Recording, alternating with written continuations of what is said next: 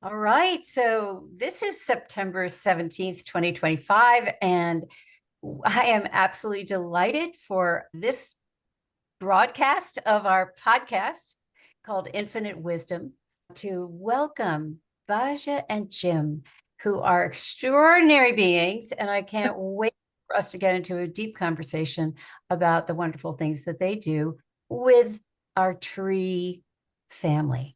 And welcome, Jim. Welcome, Basia. And Thank thank you. you. Thank you for having us. Excited to be here. Oh, thank you for inviting us. It's such a thrill. We've been talking about this for a while and we finally made it happen. So I'm really happy about that. Yeah, it's great. Let's go back to the beginning, shall we? Okay. Okay. Each of you, please give us a sense of how you got to this current work. Jim? No, you go first. Me? Oh my goodness. I think it started when I was a child. My mother had a garden and I was always attracted to trees and plants. Just always have had container gardens because I haven't always lived in places where I could garden in the ground. But I think that the real connection started to happen for me when I opened up my own willingness to be aware of the spiritual and dimensional levels of trees and plants. And that was, oh God, I don't know, a long time ago. I don't want to say. And what happened was it was a real growth process for me because it didn't, a lot of people talk about, oh, when they're children, they know right away that they have this intuition. And I think that I did, but that got snuffed down. Mm. And so this process of reopening myself, I think has made me certainly more understanding and more compassionate of people who are like myself, who want to have more connection, more intuition, and have concerns about it, have all those old cultural things going on, and they need a little guidance, a little compassion to make that journey. But That's Basia, about the best way I can say it. yeah, but when did the penny drop? It must have happened. There must have been something. It's been a long and winding road. No, it really, I understand. I can't point to a single moment. I really can't. It's been little steps along that long, winding road. A little Mm. bit of this, a little bit of that. Yeah. I have Okay. to say, that's a little different for me than other people. Beautiful. All right. So, Jim, your turn. Yeah, look, I always loved plants. Ever since a high school biology class, I had just fell in love with plants. And I remember a little window out of the basement of the house. I used to climb up on a ladder in the basement, look out a window, and my father helped me build a little greenhouse so I could have little plants in there. And I was always interested in plants. And then when it came time to go on and look at it, to go on to school and things like that, I said, I really, really want to work with plants in my life. So I did and got a horticultural degree, PhD in plant pathology, went on to do that. Different from the work I'm doing now, but I actually went to work for a chemical company for about 30 years. We did a big, that's quite a bit of difference. And I'll be very honest with you, when I was working for the chemical company, anything to do with organics or anything like that was good for anybody else, but it wasn't good for me. But one day I was walking a soybean field at about 5:30 in the morning.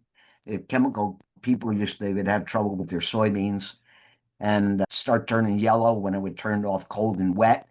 And they'd always want to blame the chemical companies. We were up and out one morning walking the fields, and I was walking down a field. It's very quiet, no wind, no nothing like that. And as you call it, this is the time when the penny dropped. And all of a sudden, the soybeans started to move. And I said, oh, there's something else going on here. Maybe we need to find out what this is. Make a long story short, gradually phased out of the chemical company, and we started this business. And we've been doing this for over 20 years now. and started off very slow because it was really very basic information. Where what I do is I heal the internal functionality of trees.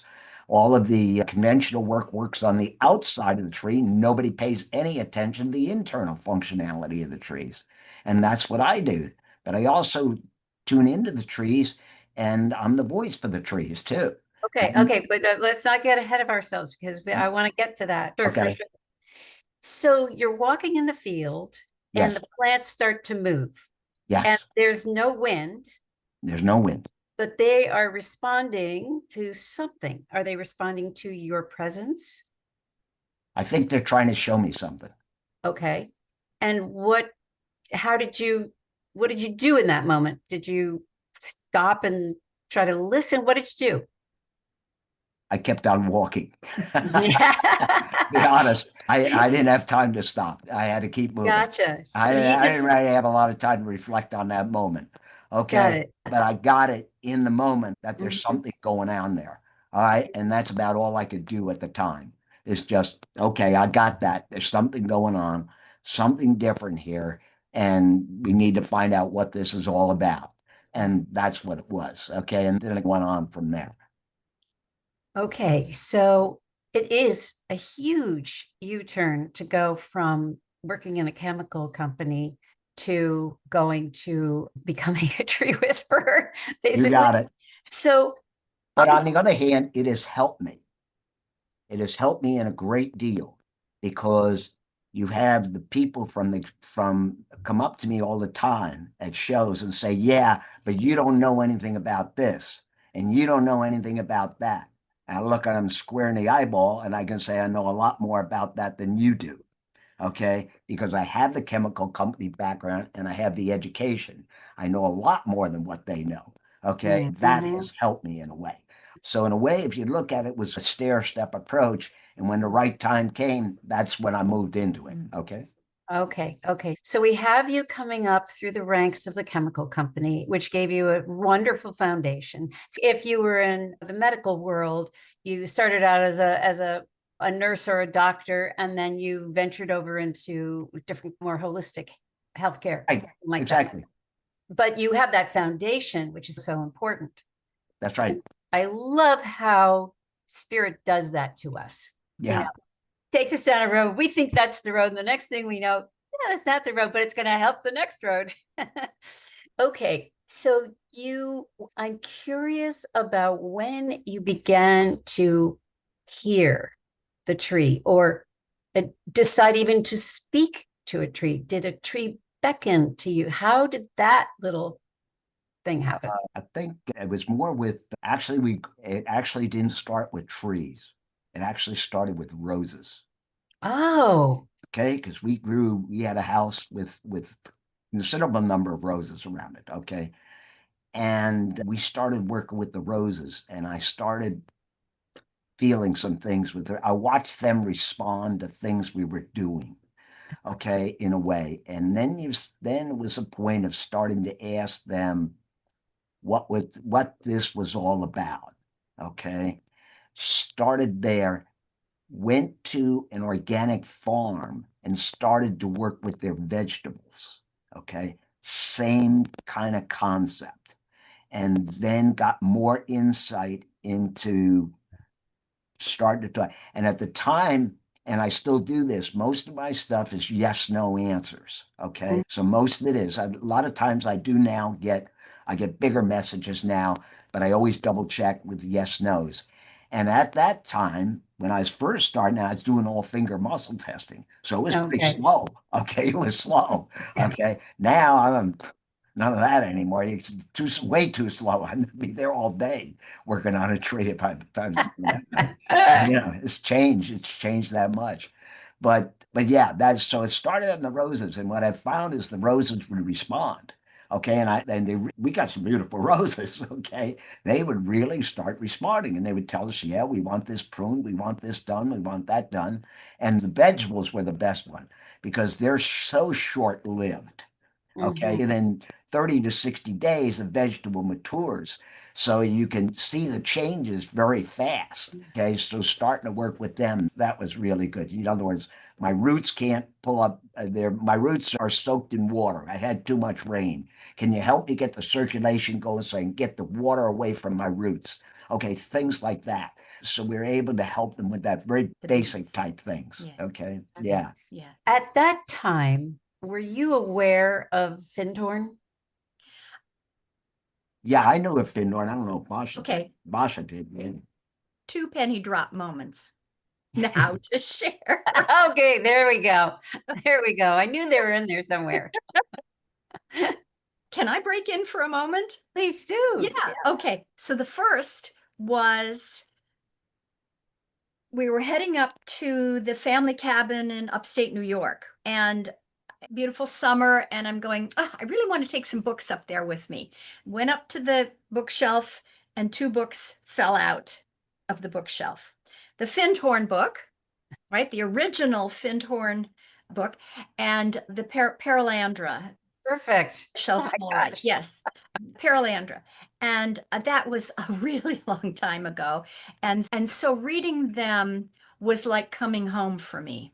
It was like they gave me permission to remember, to reconnect, to just the excitement I felt in reading both of those, and they both made so much sense to me and just all that. So that was a big moment. And then fast forward, some days you're sorting the mail, right? A bill, recycling, a bill, recycling. And this was in the days, this was really before, this was actually right after 9/11. So it was a while back, not a great deal of internet yet. And so you used to get invitations to events and workshops in the mail, right? And so this one kind of went into the recycling, and that was the moment that changed all of our lives.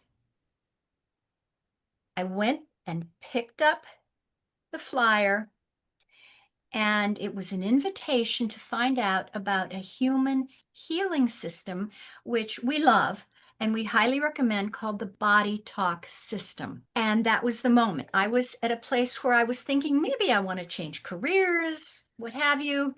And I went to the introduction with the founder, and it totally clicked for me because the philosophy was, you don't know anything, you want to ask the body. And then I, as the founder, would say, I'm here to teach you all these various protocols and methodologies that are available to you, but you have to ask the body what it needs and wants for healing. And it was a quite an interesting, amazing conglomeration of things. So then I called Jim because he was consulting elsewhere just at the moment. And so he came back to New Jersey, went to the next introduction, and then I'm in Houston, Texas, of all places. And she calls me up and says, and we live in New Jersey. Okay. She says, well, you really need to come home and listen to this guy. And I said, all right, come in to go into New York and listen to this guy. So I said, all right, I'll do it. And I came home and went in and listened to the guy. And about 15 minutes talked about how you connect. You got to get the heart connected to the lungs and the stomach connected to the intestines and all these things. I said, gee, this sounds good. I said, he gave a break about 15 minutes into his talk. I walked up to him and I said, look, I said, I don't know if your system works for people or not, but I see a great opportunity for plants. The guy kind of looked at me. He says, I'll tell you what, if you can figure it out, go to it. the system does work for people, but That's some point. but At the we, time, I didn't know that. yeah. But so that's what we did. I started developing it for plants. And then Fascinating. that was what we did. And that Uh-huh. was more the talk and started. It really was a really start to develop it. This thing started from scratch because plants are a whole lot different from people. They don't have all of the emotions that people have and the anger and the fear and all that stuff. They feel some of it, but it doesn't block up their systems like ours block up ours. Okay. Yeah. They don't get into all that stuff. And it's like fun to work with. That was really worked out really nice. And then, like I said, worked on the roses, worked on the organic farm, worked on other things as well. And that's what built it up. So this is the philosophy of asking the body for the human approach applied so perfectly into asking the consciousness of trees and plants, because they don't have a mouth to talk back with. So we have to listen very carefully. And also remember what I said too, is all the conventional work today does not pay any attention to the internal functionality. They no, don't.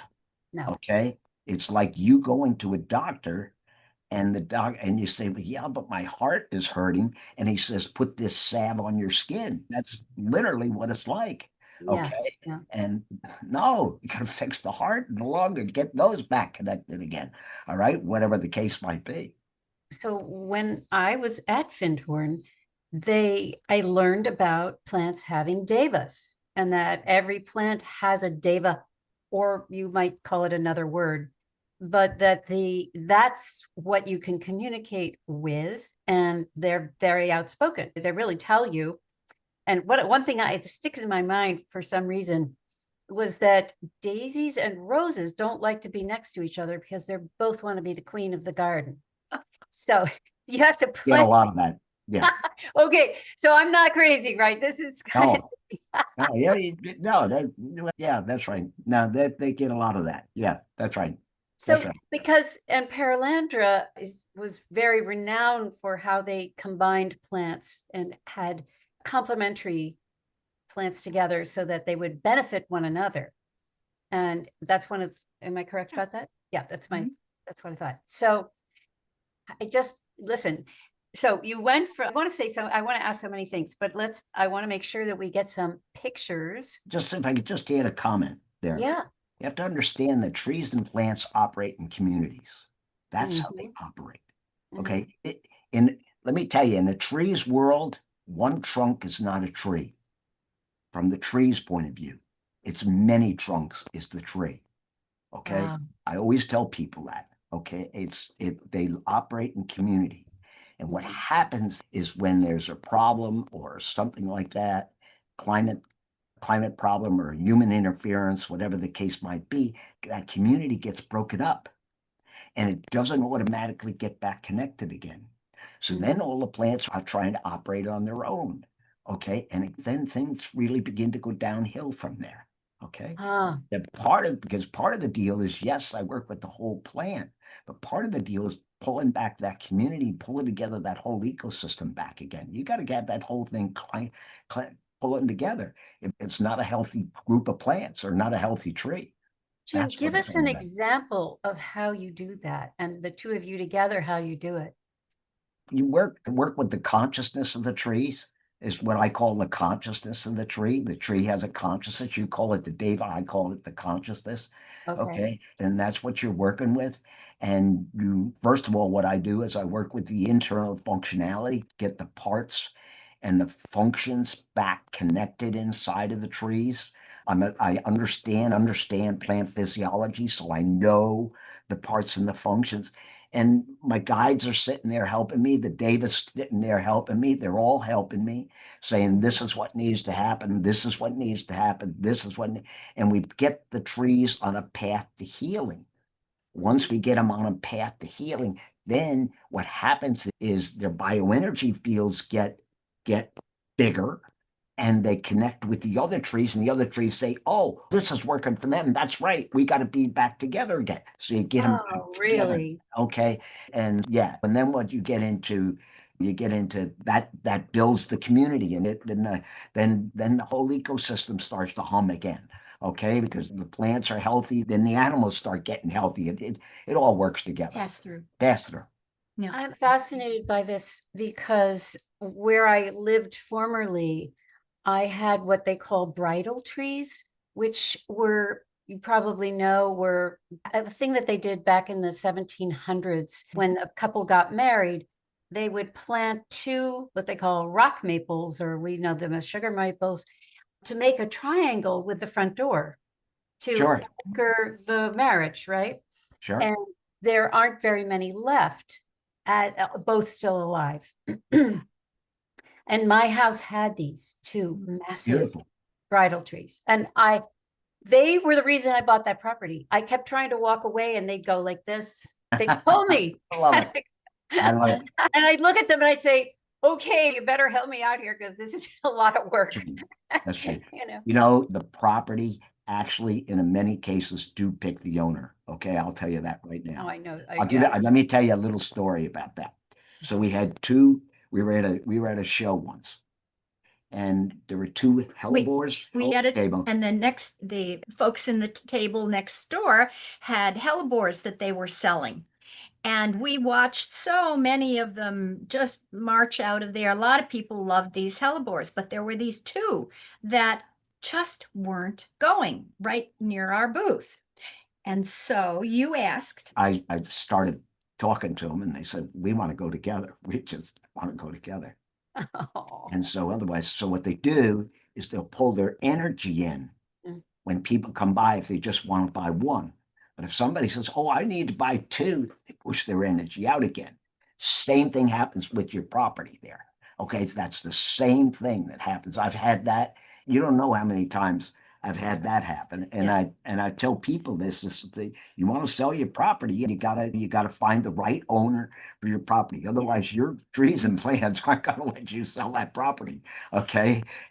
People think it's the house, that property. It's the property that sells the property, not the house. Okay. They had people anyway, enough said. And the two hellebores did Go go down. together. Yeah, we have pictures of them going down the aisle together. In a shopping cart. In a shopping cart. Yep. I love it.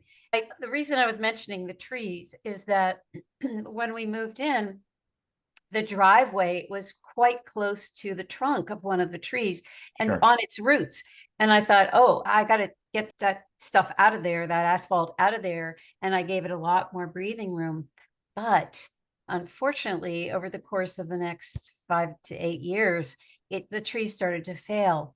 And way later after the fact, a tree person said to me, they don't like to have anything disturbed. Even if that driveway was, to our minds, not healthy, they don't want you to mess with it. I thought I was doing something good. Anyway, so then the tree I waited and waited. This is my favorite tree. She had a name. She had a partner. Yeah. So I asked her, because I'm a dowser, and I asked her, what should I do? I tried everything. I did all the mulching. I did all the testing and all the feeding, and I spent thousands of dollars to try to save her. And she said, you know what? It's okay. I'm almost 300 years old. I'm tired, and it's okay. Just take me down, because we had to sell the house, and I have this dead tree in front. Yeah, you can't sell the house. I said, oh, I don't want to have to do that. I want to sell the house in the winter so I don't have to deal with it, because I can't take you down. Having to take your pet to you know what? Yeah, I know. Yeah. So I went around to all the other trees and I asked permission to take her down, to make sure they would be okay, that everybody, even her mate across the driveway, whose branches were intermingled, was okay. And they all said okay. And so I did take her down, but I saved big pieces of her trunk, and those heated the home of a dear friend of mine still to this day.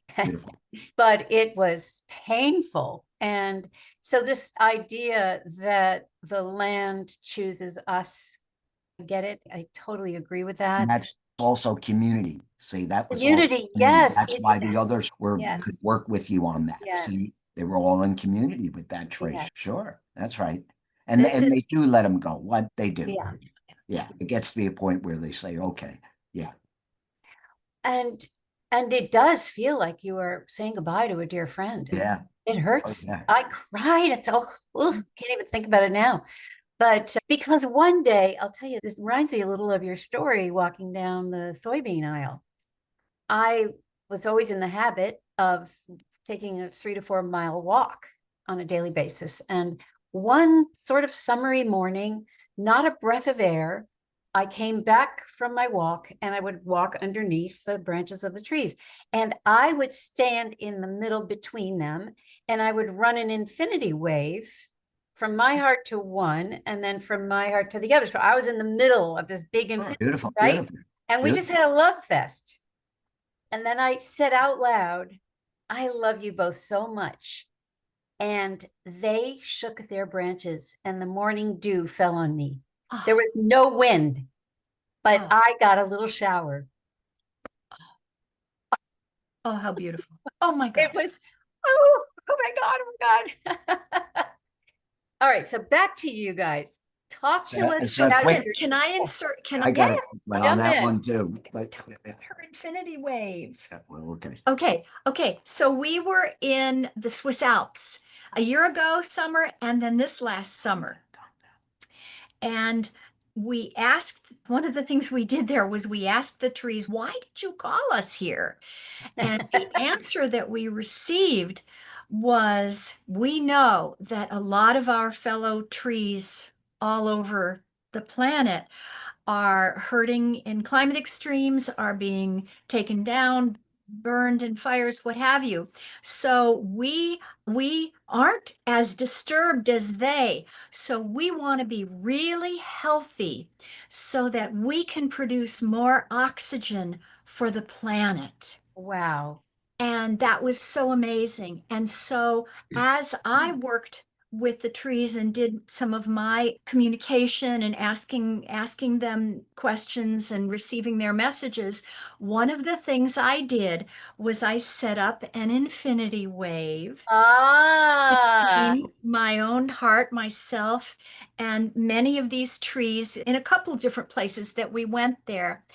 And it was just exceptionally beautiful. And there was just an additional opening of, I'm going to say, even more communication. So I really wanted to share that with you, that how special that was right there in the Swiss Alps in the area above Interlaken. Oh, beautiful. Beautiful, just beautiful. but I want to tell you a story too. You say about the trees shaking. All right. And this sticks with me. I'll never forget this.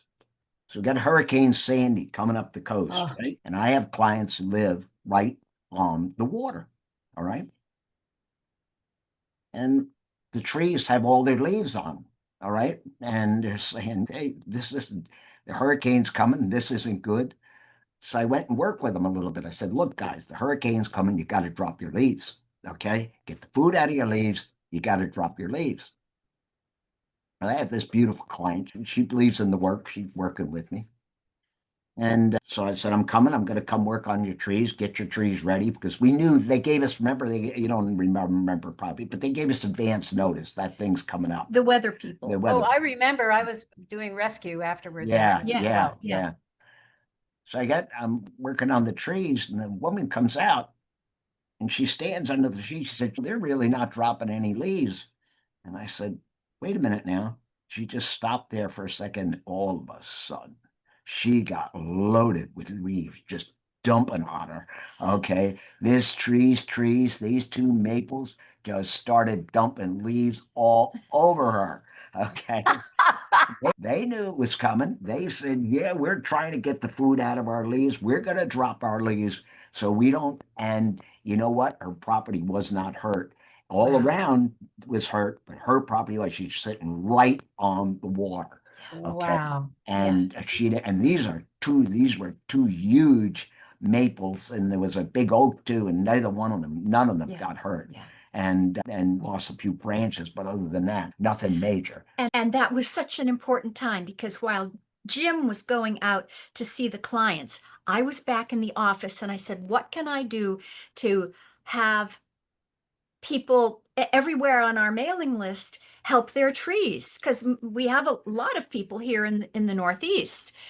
And I said, oh my gosh, I need to develop something where people can really talk to their trees. And I tuned into my guides and masters, and we came up with the whispers.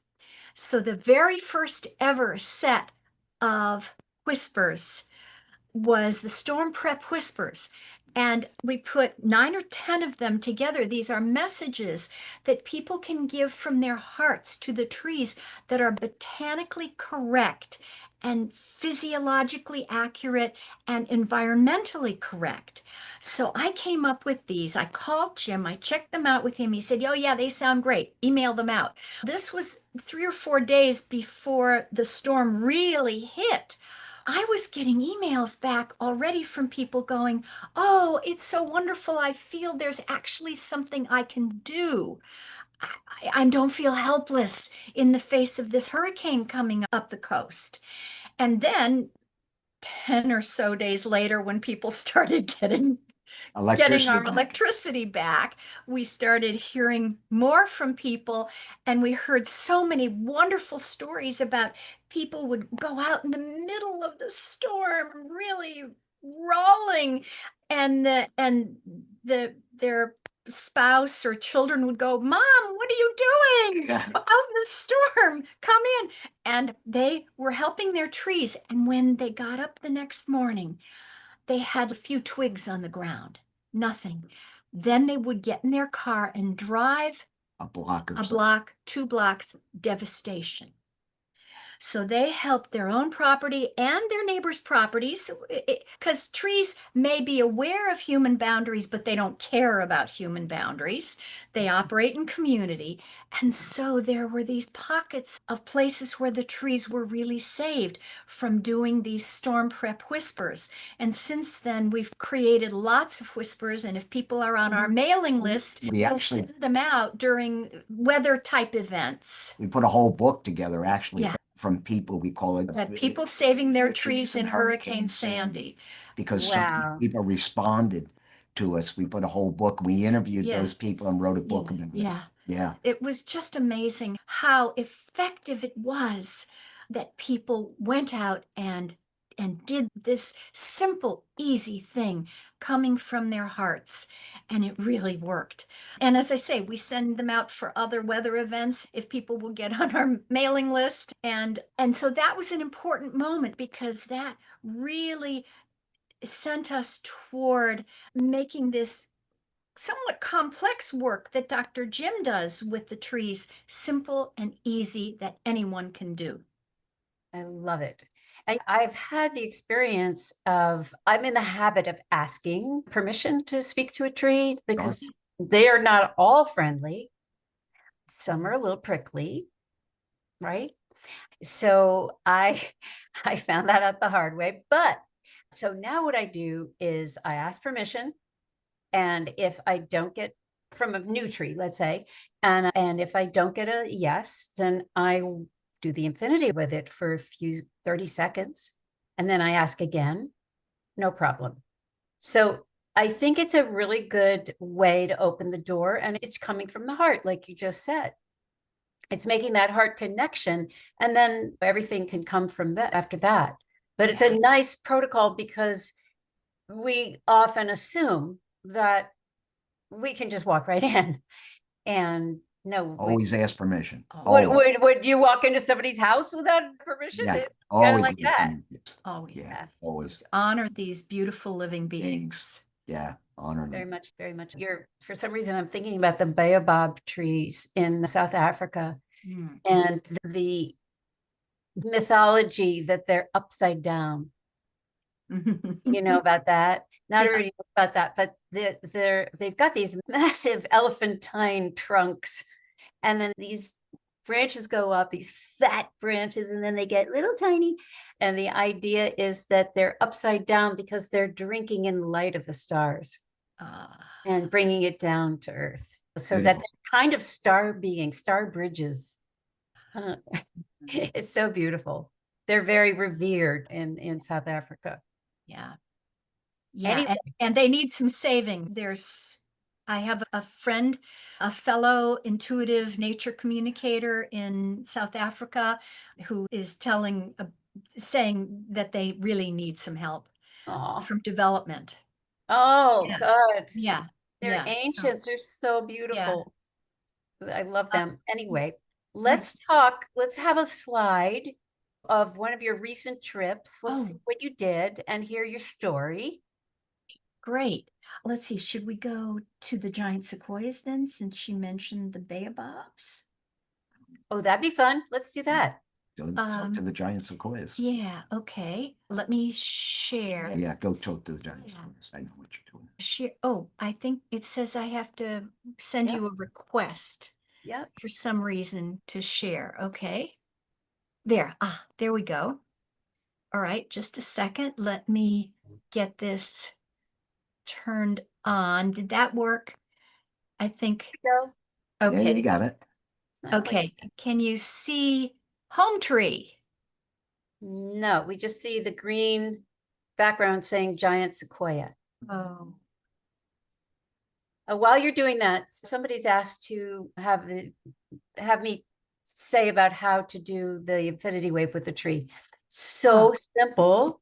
You just imagine that one end of the loop is in your heart and it crosses, and then the other end of the loop goes into the tree or around the tree, whatever kind of occurs to you to be appropriate, and comes back into your heart. Now you have created an infinity loop. You're in the field of the tree and you're broadcasting. Just because it's the infinity wave, you're sending love and compassion to the tree automatically.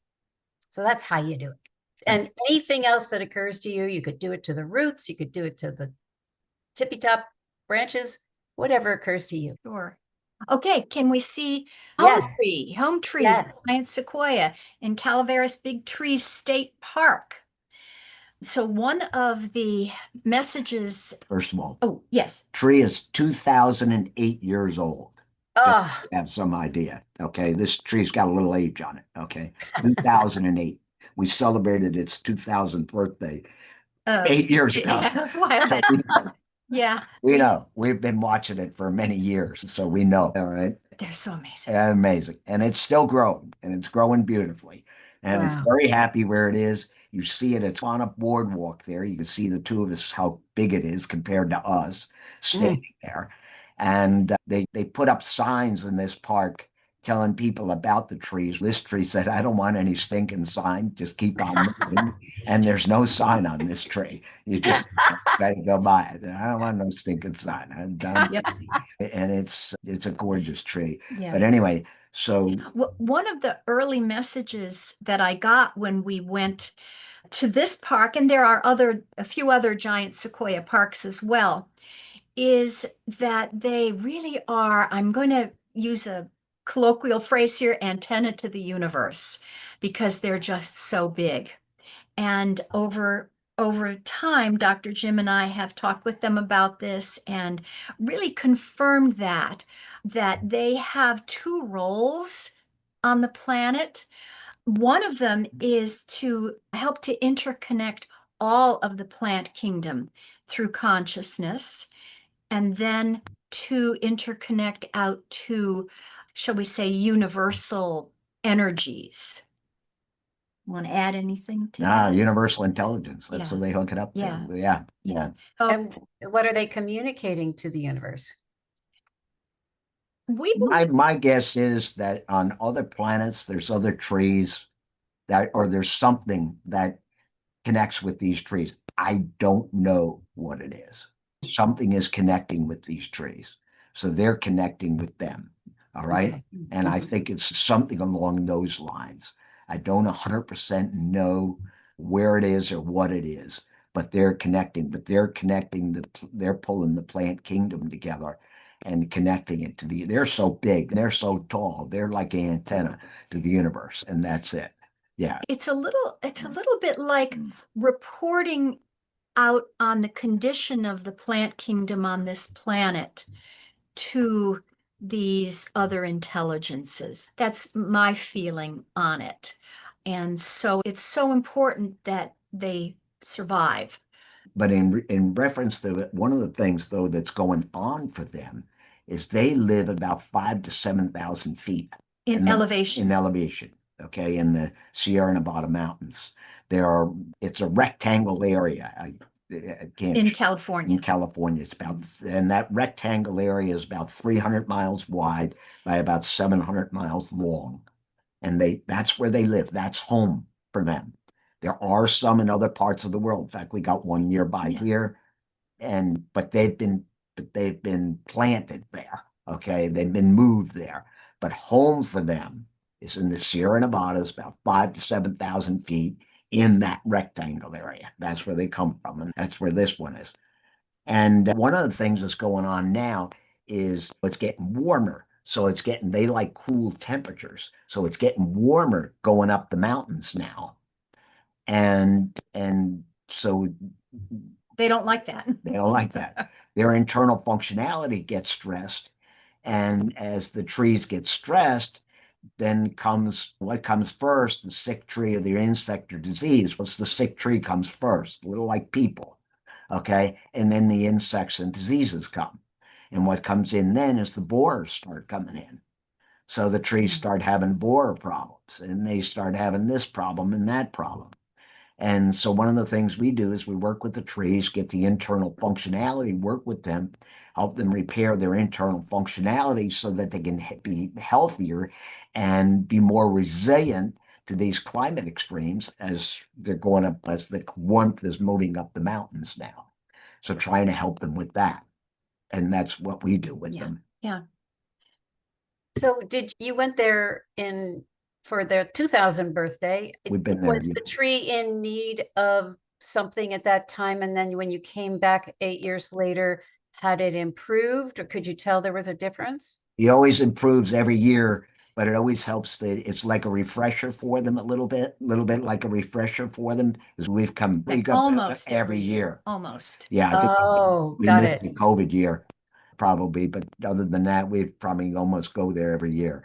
And we go to other areas too where there's giant sequoias. But the idea is to help the trees out. And there's different trees in the area too, and they have different things going on for them, different problems. And don't forget, you got to remember human interference gets in here too. Okay, you've got to remember human interference is a good one, and people think they know best, and they start doing things. And just like you said in your driveway there, you wanted to take the pavement off the tree. That's what some people try to do. They don't take the pavement off the tree, but they think, oh, the tree needs this and the tree needs that. And then the tree doesn't quite respond as well, or they can't quite adjust as well, starts getting stressed, and then the problems begin. That's just an amazing specimen there. Wow. Yeah, we love this tree. Yeah. Definitely. And we also this year went to see Grizzly Giant in the Mariposa Grove.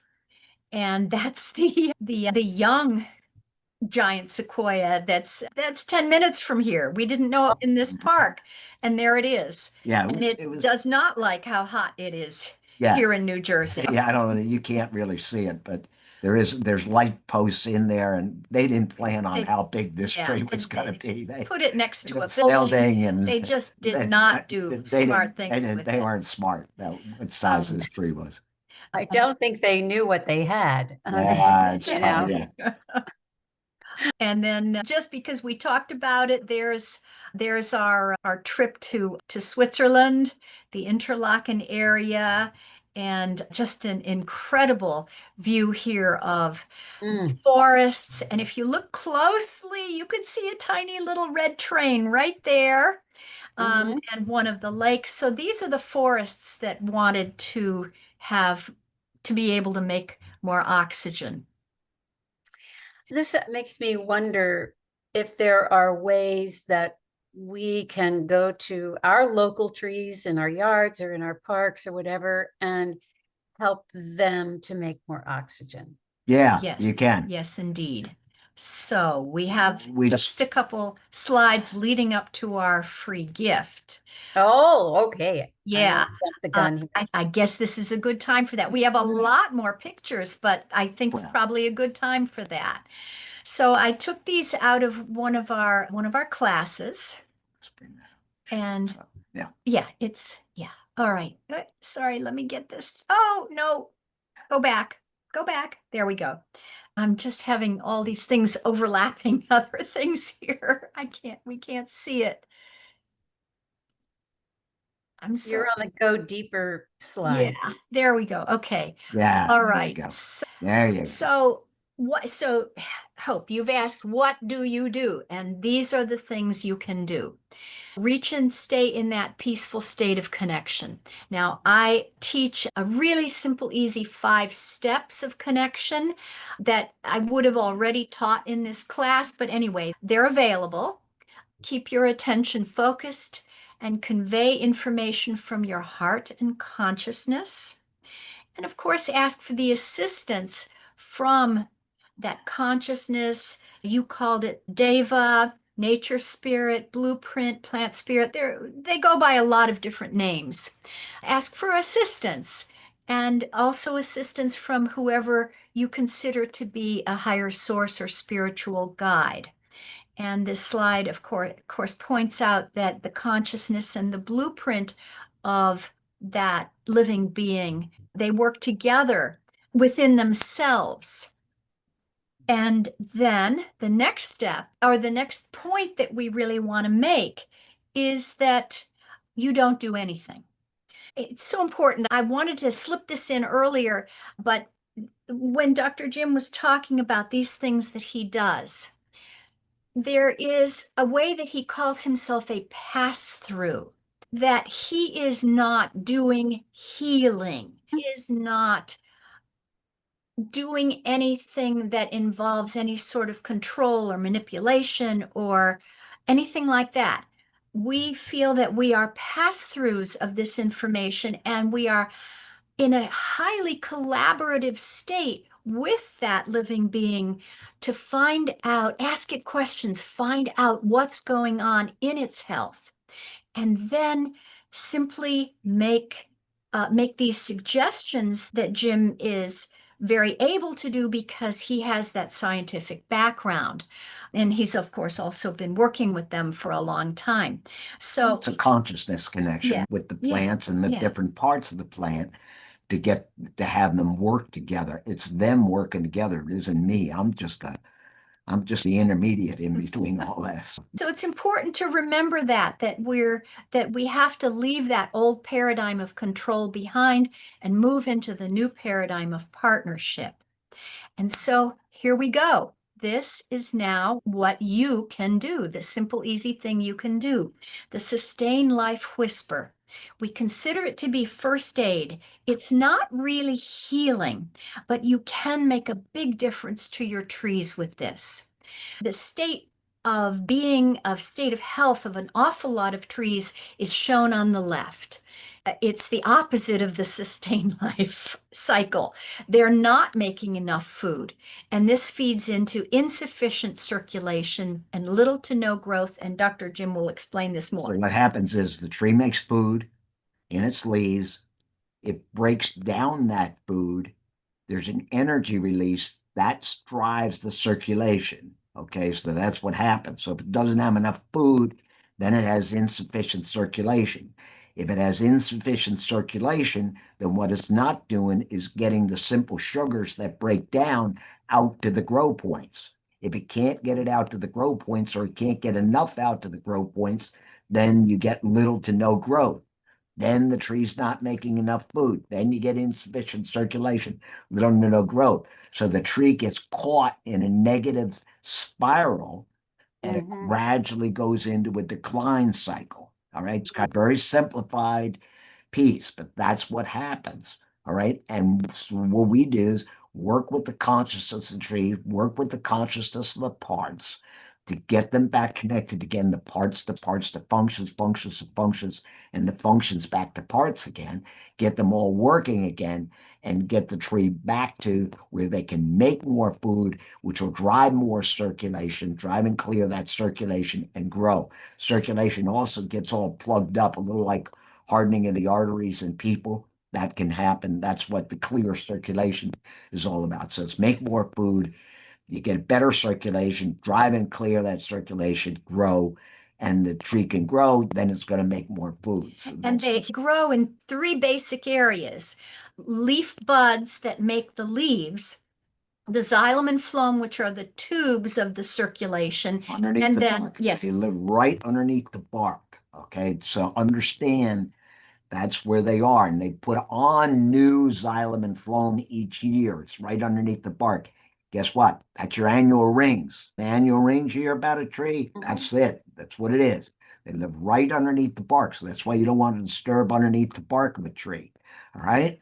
And that's the tubes, and then the bud leaves. And then they grow in the roots too. So those are the three main areas of growth. Okay. Can I ask a quick question? Yeah. It says speaking these 8 words, are they grow, make more food, drive and clear circulation? Are those the words? Those are the words. We suggest that you begin with make more food, drive and clear circulation, grow. Got But it. the truth is, you could start at any point in that cycle. You could. But those are the 8 words. That's it. It's as simple as that. Of course, you want to feel connected. You want to feel in that sharing conscious collaboration space. Oh, the images in the center there, the upper image depicts the bioenergy overlap. Our hearts, as we know from the heart math, folks, the scientists there produce a bioenergy field, and so does a tree. So there are bioenergy fields overlap, and then of course consciousness overlaps. I say intelligence there, but I also would use the word consciousness. Beautiful. So make more Food, drive and clear circulation, grow. That's 8 words. 8 words. Got it. Okay, I think we can all do that, for goodness sakes. That's Yeah. And I would love to hear from people. Please email me if you're doing the infinity loop and the Sustain Life Whisper at the same time. Wow, knock it out of the field. Yes, that's Wow. the idea. I love it.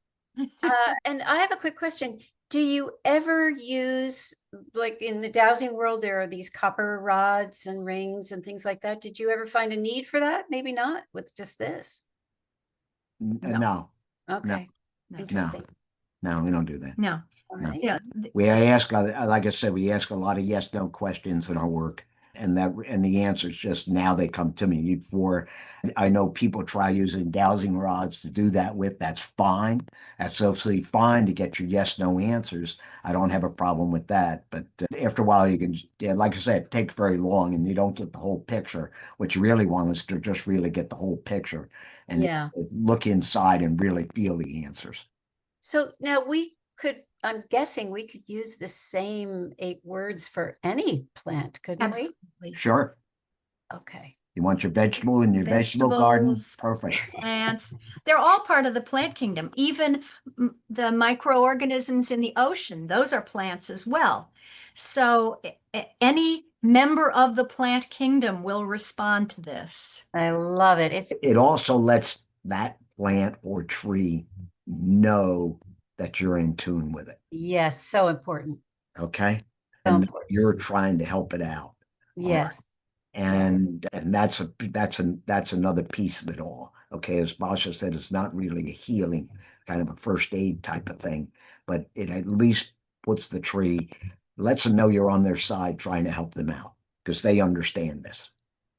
So do you mind coming off the PowerPoint? Because I think we've got a bunch of questions coming in here. Okay. And I want to make sure that people get to ask them. But before they do, I want to just mention that there are some mythological characters who are more connected to trees than others. And one of them is my dear guide, one of my dear guides, he calls himself a man of the woods, and that would be Merlin.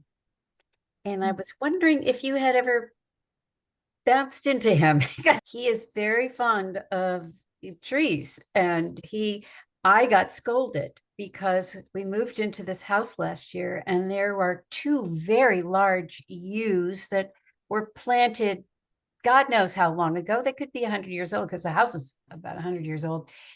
And they were probably 2 little bushes and now they're huge. And they make these arcing, you could crawl underneath and have a little cave of the yews. But there was one branch that was really low and sticking way out. And I had a guy here who was trimming things and he I said, I need to and I was pointing there, and then I turned, somebody else called me, and I came back, and he was so eager. He had just lopped off, and I hadn't prepared them at all. He only managed to take off 1 or 2 limbs, so it wasn't the end of the world, but so the next time I talked to Merlin, he was so upset with me. You just went in there and cut those, and you didn't prepare them. This is real stuff.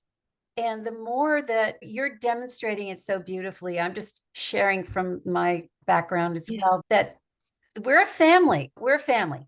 Yeah. And we wouldn't go cut the fingers off anybody. Yeah. Yes, things need to be trimmed, but plants can be prepared.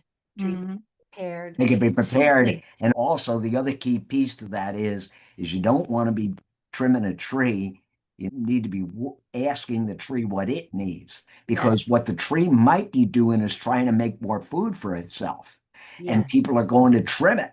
Okay. And then it goes back to that circle we just showed you, that diagram we just showed you. You've cut off part of the making more food on that tree. Okay. Right. And then that tree goes into that negative cycle. So that's what goes on. That to me is the biggest thing. And I've seen that more times than you want to know. And because the tree is stressed for one reason, climate stress, whatever the condition might be. And the people say, yeah, it shouldn't look like this, or should cut this, blah, blah, blah, blah, People blah. think they know best. Think they know best. Don't ask the tree and find out what's going on for the tree first. Then, can I cut this? Is that okay with you? I'd prefer that, and work out some agreement with the tree. That's really the way to do it, is work out an agreement with the tree. Most of the time, the tree will say, fine. But if it's, like I said, if it's short on making food, it's going to say, no, please don't do that to me. One of the very practical things that we teach, we call the holistic chores. So we teach chores that people have to do in their own backyards, but how to do them holistically and with respect. And that is absolutely one of the things that we teach. Yeah, how to do that. And yes, I know Merlin. He's a character. Well, let's open it up here to everybody, because I think there are probably lots of questions. And let me just remove the spotlight here. And here we are. Sorry, everybody, for those of you who got in a little late because of the bad link, but we're here now, and we'll have a recording of the whole thing for you very soon, within a day or two. Who would like to ask a question of our delightful tree whisper doctors? And by the way, Marcia, but while you're coming on, I want to, this idea of being a conduit is the way that we heal, that we are healers. We don't claim, we are passed through. I like that term. We're a hollow tube, right? And we're just aiming it in the right direction. And no, what you're doing is you're helping the tree see a path to healing. That's what you're doing. Yes, I like it. It's helping it have a path to healing. The tree will go on and do it. Okay. Very often you get a tree will have 8 or 10 things wrong, not working in the tree. You get 2 or 3 of those top things working, the tree says, I'll take care of the rest. Okay. And that's a lot of what happens. But it's helping them find that path to get to where they want to go to. See, a tree has goals. Absolutely have goals. Ask your tree what the goals are, what it wants to do. And you'd be quite amazed at what a tree wants.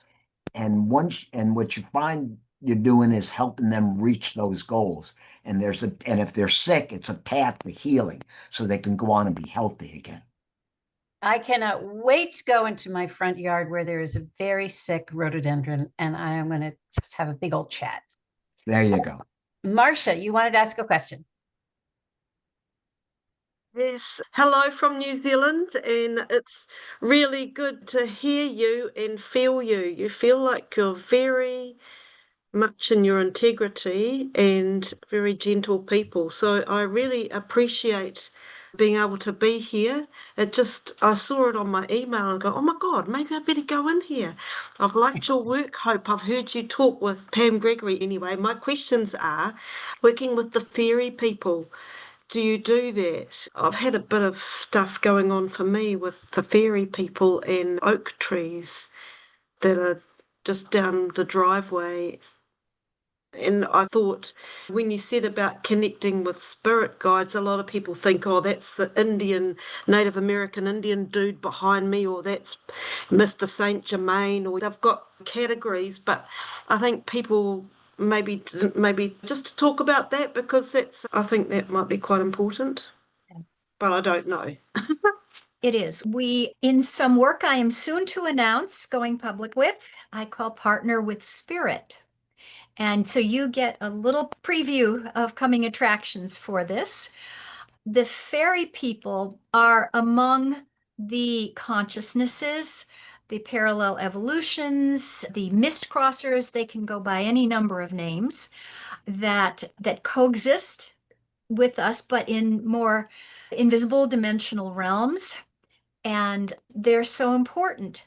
And many of them are instrumental in forwarding the existence and the health of trees and plants.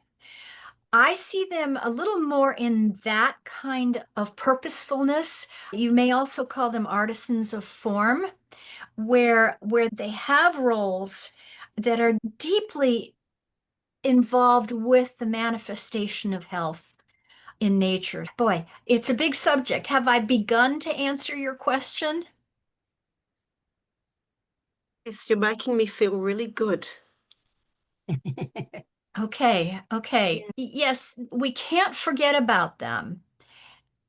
And one of the things I feel in this system that I've developed around what I call invisible helpers and partnering with spirit is that we've gotten some categories, folk tradition, folklore categories that tend to not be distinct, tend to mush distinctions together so you don't really know who you're working with. So that's one of the things that I'm going to be teaching, is to understand and have closer relationships with all these important energies, all these important forces, all these important consciousnesses on the planet that we share that are so important. In fact, on my YouTube channel, I just received some information from this beautiful tree called the candelabra oak that lives on an amazing Croft Castle estate near the Wales border in England. And I got a beautiful message from that tree about what it called the shining ones, and how they were more prevalent in the days before humans became, and it used the word predators. So the shining ones have receded since then. But on this beautiful hill, there's not a lot of human interference. So the tree was saying that they do sometimes come out into more physical reality. So there's so much to this. Have I begun to answer your question? Yes, you've just expanded. It's awesome. It's awesome. I'll just tell you a little bit about our Indigenous culture in Aotearoa, that you were talking about how you ask the tree. People in the old days, I don't know how much people still do it because quite colonized, is a karakia, which is like a prayer to ask about taking branches or taking the tree or whatever. And the god that's linked to the forest is called Tane, and he's like our green man. People may not say that, but I had an experience, and definitely green and huge. And the other thing I wanted to just koha is that the thing about the trees with there's also our story about the tree, because Tane is the god of the trees, separated the sky and the earth by putting his head down on the ground and pushing his feet up. So it's like the roots going up. So it links to that story before. Anyway, I'll stop talking, otherwise I'll hog the bloomin' Thank you, thing. Marcia. But I'm chiming in here because At a dowsing conference a few years ago, I went to this one presentation of a woman in New Jersey named Christina Whited, and she leads 4 times a year on the equinoxes and the solstice. She goes to a place called Fairy Falls, and they commune with at dusk and at dawn, mostly at dusk, with the fairy kingdoms, because they live in a dimension behind the falls. And then they take photographs, and you could see she has a back-to-back photo of dawn when they are all coming out. They're flying out. You could see these little characters flying out. And then at dusk, they all fly back in. And so this is the Northeast headquarters of fairies. And she's got pictures of fern fairies, which look different than the flower fairies, which look different than the gnomes. She's got dozens and dozens of photographs. They're like right there, and they look just like we would imagine. So they are so real, and they do like little candy treats. So you can put a little something where near that oak tree, and then they'll know you're onto them. And yeah, it's a beautiful thing. Beautiful. Thank you. Thanks, Marcia. Thank you. All right. Anybody else have a question? Get myself out of here. Okay. Anybody else? I'm looking. I don't see any hands raised. Oh, wait a minute. Saw somebody who put their hand up. Marcia again. Lori is raising her hand. So let me get to Lori here. Hi. Hi. Hey. So I am so glad that you guys are putting this on. I've been away from things for a while, but I live in a neighborhood that has a lot of trees, and we have a lot of forest behind us. And there's a pool in the forest, and they're going to be redoing the bathhouse for it. And they have probably 10 or 12 trees around it that appear to be earmarked for being cut down.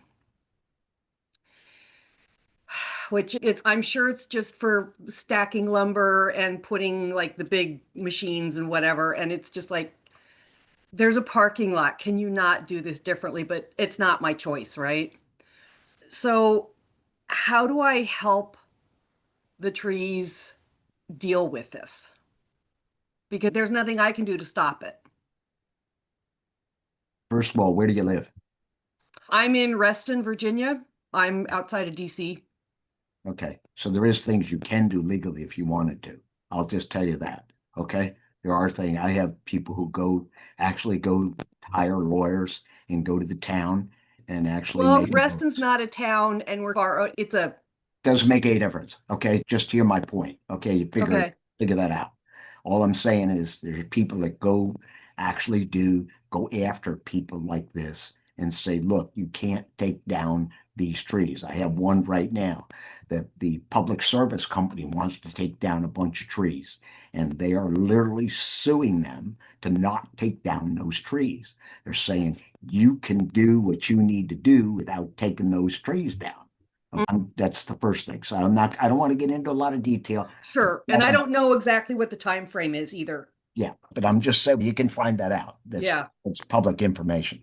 So from a legal standpoint, there is something he can do. From the other standpoint of the trees, you can thank the trees for their life. You can apologize to the trees and ask them to take their energy back to the earth. Okay. You take their energy back to the earth and move their energy to the other trees in the forest. Okay. Tell them what's going to happen and ask them to move their energy to the other trees in the forest. Okay. But like I said, if you have the resources to do it, you can do something legally if you want to. I'll have to check because it's all within our homeowners association. This is homeowners association land. It's homeowners association. Then you should be able to do something with the homeowners association. Yeah, I'll have to check with them. Yeah, and there might be a little legal move you can pull. I'm just going to tell you, you'd be surprised because Whoever's doing the work is not worried about the trees. I'll guarantee you that They much. don't care. They don't They care don't about the care. trees. So what you can do Yeah. is make them care about the trees. Okay. That's what you can do. All right. So that's the first thing.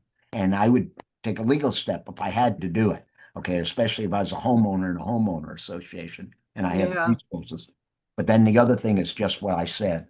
If you don't, then that's your backup position. Is Okay. apologize to the trees, tell them to take their energy back to the earth, ask them to move their energy to the other trees in the forest. Okay. I do this going down the road a lot of times because I see that happening. Okay.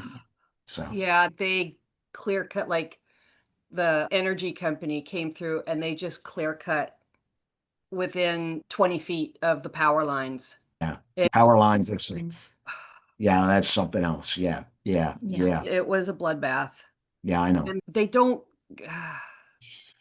Yeah, this is the tragedy and the sadness and the despair of living with a newer mindset inside of the old paradigm. And that's one of the Yeah. things that I'm dedicated to shifting. I declare myself an expert in bridging from the old paradigm to the new paradigm. And one of the things that's so important for all of us is to have the mindfulness and the willingness to stop long enough to examine what we're doing. Is it in the old paradigm of control, domination, superiority, separation? And other Fear. ways to talk about that is thinking I'm right, or any sentence that begins with I want. The hierarchy. Yes. So That's the all other of big that, one. I Yeah. think I'm preaching to the choir here. What I want to do in my work is to bridge people from an awareness you see, the first step is to become aware that Right. we have that bias in the old paradigm and it's so invisible to us. And we need to move into a new paradigm of partnership, collaboration, honoring, co-creation. And my dream is that if people will learn to do this with trees and plants, there's a shot that we might actually maybe be able to do this with other humans. Yeah. So, And I work with insects and I have that same thing because boy, what we do to the insects, we do to each other. yeah, exactly. It's another way to call the paradigm is killing works. It's the old paradigm, killing works. It doesn't anymore. It doesn't It happen doesn't, because you can kill and kill and kill and you still got have it. whatever's wrong inside you is still there. It's still there. The anger, the Absolutely. fear, the hurt, the pain, it's still there. Yeah. And the same thing with your insects. Bring them into balance. Work with them to come into balance. Yes. Don't kill Yes. them. Don't Yeah. kill them. That's what I help people with. Yeah. We've Yeah. written 2 books on the topic, both of our Live and Let Live books. Try the legal step. I told you, or Okay. go to the board and start Make to make a noise. fuss. Make Start noise. to make a fuss. And you can save, Okay. I guarantee if you could save 5 of those trees out of 10, you'll feel much better about it. Yeah. I was walking through there and it's just heartbreaking. It's like there's no way in the world that they need this much space. Yeah, be the Yeah. voice for the trees. That's what There's I a parking the voice for lot. the trees. There's a parking lot. You can put your stuff in the parking lot. You got it. Yep, You got it. You You got go for it, Lori. You go and get it. Thanks. Thank you. Hold on. There we go. Hello, Getro. Hello. Yeah, Hello. they're actually taking a few letters out of my email, and that's what they labeled me. Oh, what's your name? You can say Carrick. Eric? Yes. Okay. Oh my gosh, now I can see him. There you Carrick. go. Hey, All Carrick. my old friends. Hi, Aw. Carrick. I think it's a very easy question. I was always curious about this, so I thought I would ask real quick. Take a park situation. Of course, they have these paths going through the park. You could ride your bike and it's paved, whatever. So you happen to be attuned to the trees and trying to be receptive, and you're walking down the path, is it possible that one of them who needs the most help, or as a question, is it possible to know that they're trying to contact you without actually going over to the tree and placing your hands on it? I wasn't sure. Oh, sure. As you walk, be as mindful as you can, expand your own energy field. Observation, looking carefully. That's the observation is the first of my 5 steps of connecting. And if you could walk a little more slowly and just observe in the moment of observation, in that presence, the information will come to you. You will feel like the tree is reaching out and grabbing you. Absolutely. That's what I wondered. Yeah. Yes. Yeah, they'll connect with you. Yes. You ask to connect with them, they'll connect with you, and they'll tell you what they want and what's going on for them. They'll start chattering with you very fast if you're willing to talk to them. Oh, Yeah, yeah, that's great. I appreciate that. That's yeah, wonderful. yeah, for sure. Thank you for being here today. Yeah, Oh, thank thank you. you. Good to see you, Carrie. Good to see you. Thank you so much. Listen, I think we should wrap things up, even though this is so fascinating. I feel like we could talk for hours, but I want to make sure that you put your information in the chat for people. And of course, it'll be on the YouTube video as well, but people might want to reach out to you in the next day or two before that's launched. So if you could do that. And Basia, you said that you want people to email you if they have an experience with whatever. If people go to biobaliainstitute.org, and in fact, could I share my screen again briefly? Because that's you're ready to go. Get out of the way. Here it is. And let's move down to this slide, biobaliainstitute.org.